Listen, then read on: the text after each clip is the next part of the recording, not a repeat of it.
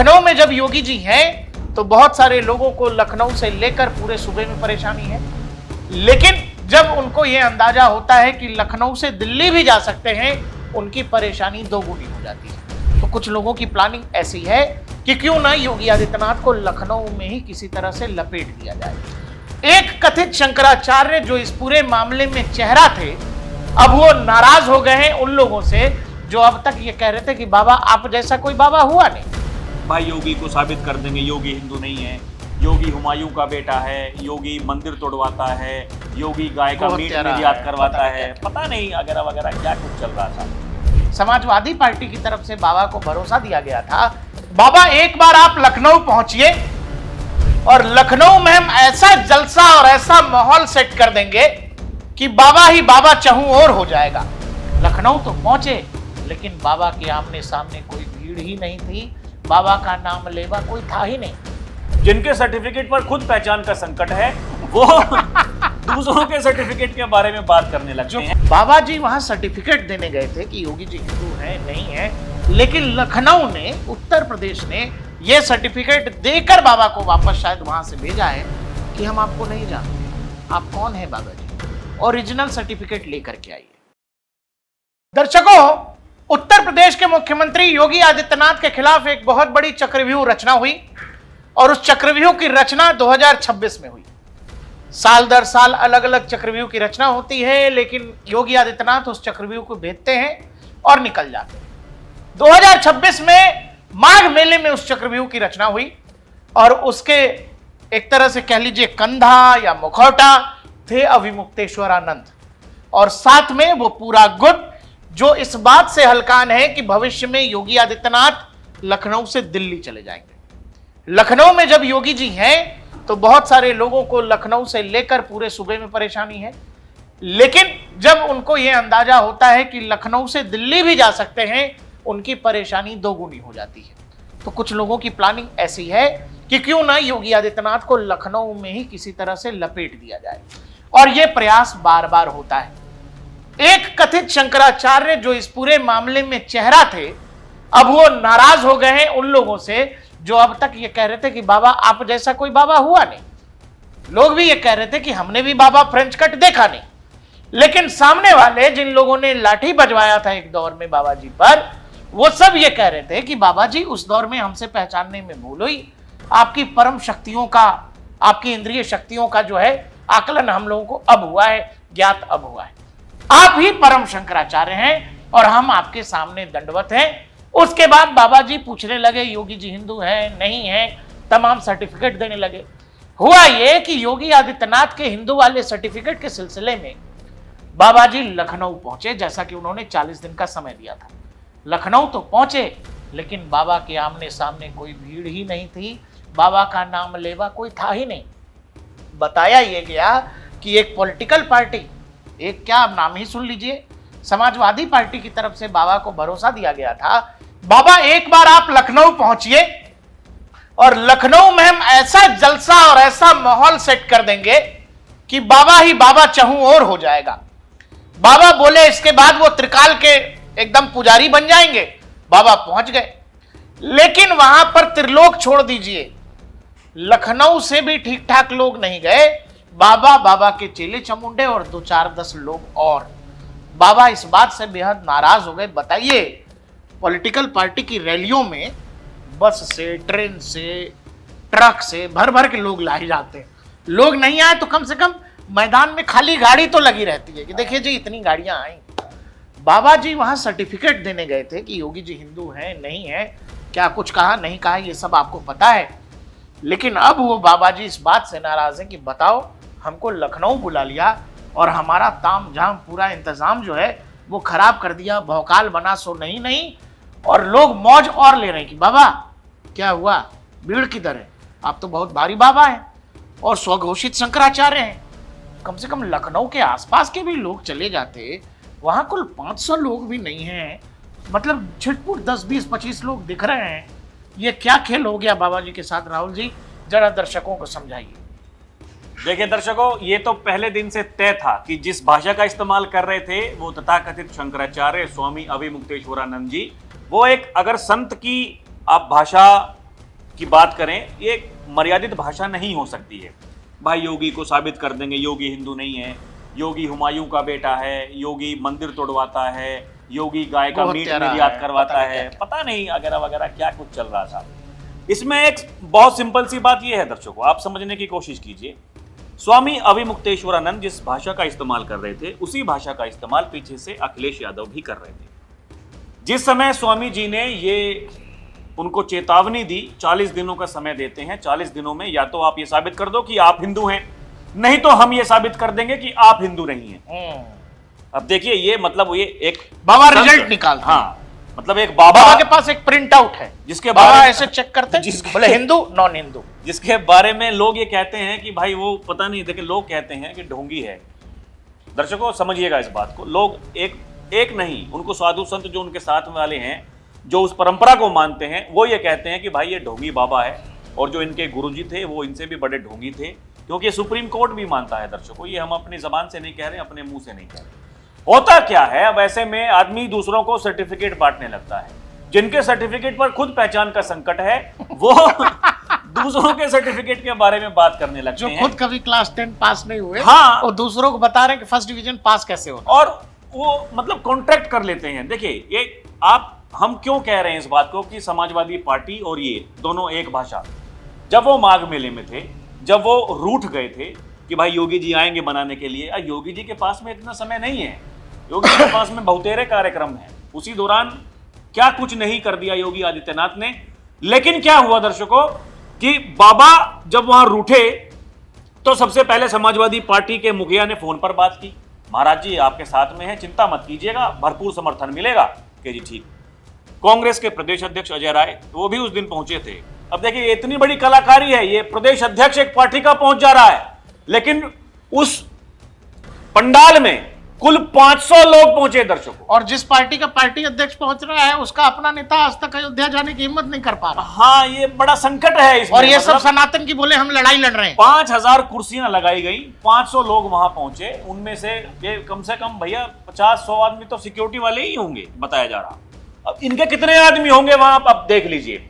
अखिलेश यादव, लोग कह रहे हैं कि अखिलेश यादव और ये जो स्वामी जी हैं, इनकी डील हुई कि भीड़ हम जुटाएंगे, कि ठीक है आप जाइए, कोई दिक्कत नहीं। और इतना वादा भी कर दिया गया।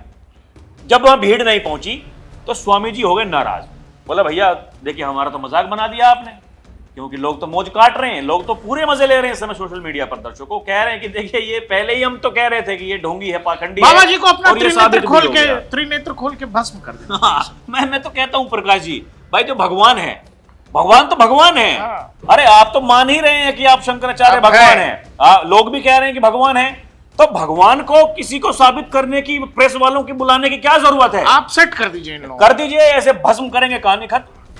भाई अगर आपकी किसी से दुश्मनी है, आप इतने भारी भगवान हैं, इतने भारी भगवान है कि 10 कदम आपसे पैदल नहीं चला गया। हाँ, क्यों? क्योंकि ये सब तो तुच्छ प्राणी हैं, जंतु परंतु कीड़े मकोड़े।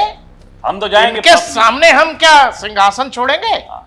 हम डायरेक्ट लैंड होंगे, बग्गी पर जाएंगे वहां, गंगा की गोद में।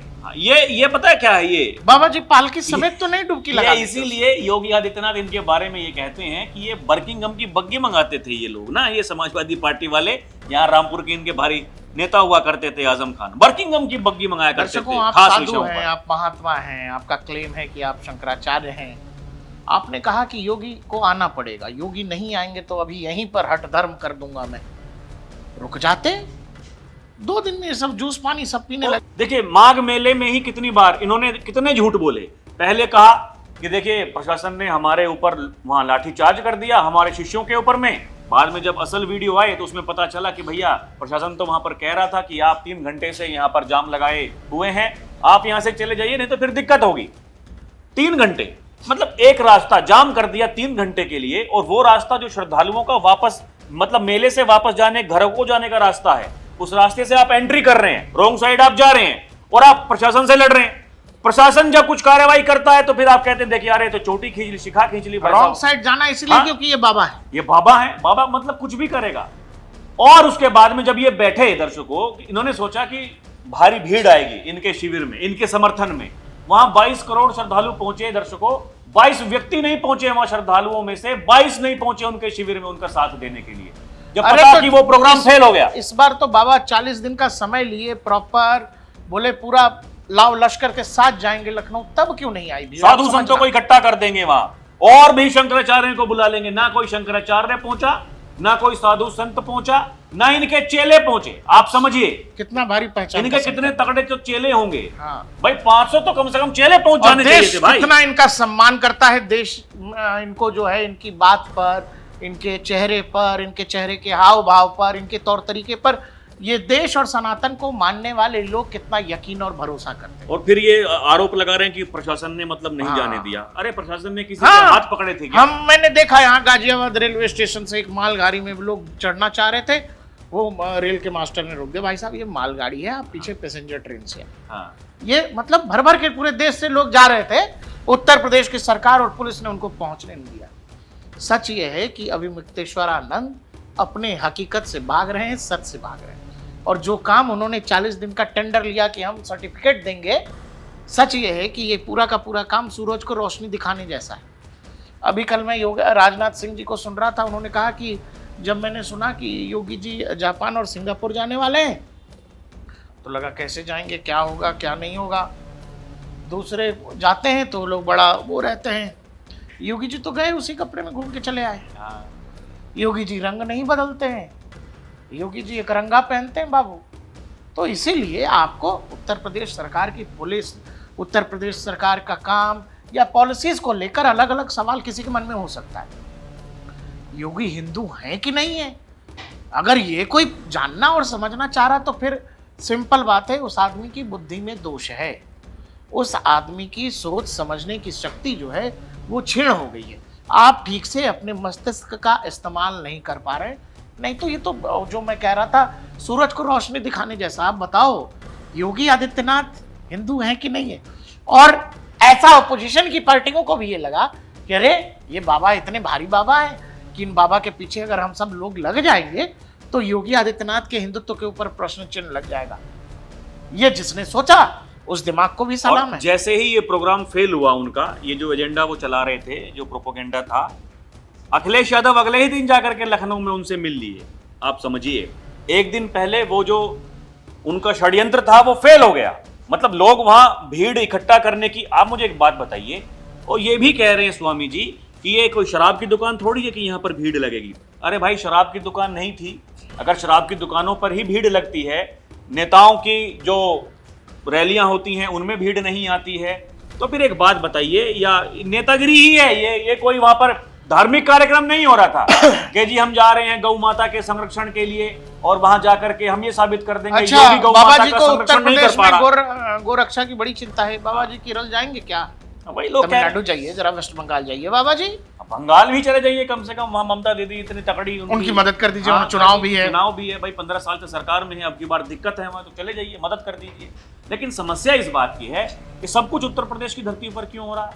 क्योंकि जो गद्दी पर बैठा है उसकी काट किसी के पास में नहीं। हाँ, इसलिए एन केन प्राकारेण। और लोगों को यह लगता है, विपक्ष भी यह मानता है कि योगी आदित्यनाथ की सबसे बड़ी ताकत क्या है? उनका हिंदुत्व, उनका सनातन, उनका भगवा चोला, जिस पर कोई दाग नहीं है, जिस पर योगी आदित्यनाथ खुला खेलते हैं। कहते हैं भाई बटोगे तो कटोगे, कोई लाइन नहीं है, बाई लाइन नहीं खींची योगी आदित्यनाथ ने। वो हिंदुत्व के उस मॉडल को प्रस्तुत कर रहे हैं जो एक दौर में भाजपा 90s के दौर में करती थी। लेकिन योगी आदित्यनाथ उसी लाइन को खींच रहे हैं जब 2024 के लोकसभा चुनाव में बीजेपी को नुकसान हुआ और पूरी बीजेपी उस लाइन के पीछे पीछे चल पड़ती है।